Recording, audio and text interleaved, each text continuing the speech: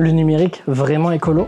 Le numérique bouleverse chaque jour nos usages, mais est-ce que cette transition vers le 100% dématérialisé est réellement durable? Spoiler, non.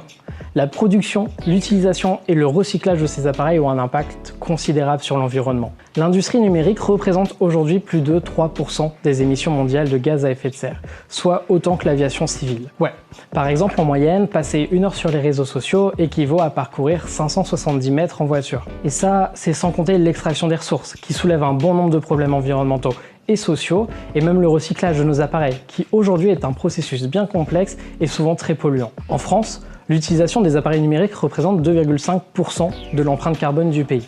Et on estime qu'en 2040, ce chiffre passera à 6,7%. Puisque l'expansion du numérique et de ses effets n'est clairement pas près de s'arrêter, l'ADIS et 3 autres partenaires européens se sont dit qu'il était peut-être temps de commencer à réfléchir sérieusement à la question, et c'est de cette problématique que le projet Erasmus+ eGreen a été créé.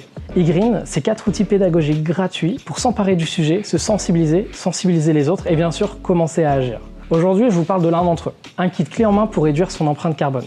Il parcourt 8 thématiques du quotidien dans lesquelles on retrouve des explications, des chiffres clés, des tutoriels et surtout des checklists d'auto-évaluation. Ces checklists vous guideront vers des actions simples et accessibles pour vous lancer dans un numérique plus vert. Pour aller plus loin, il y a même des idées d'actions à mettre en place au sein de son organisation.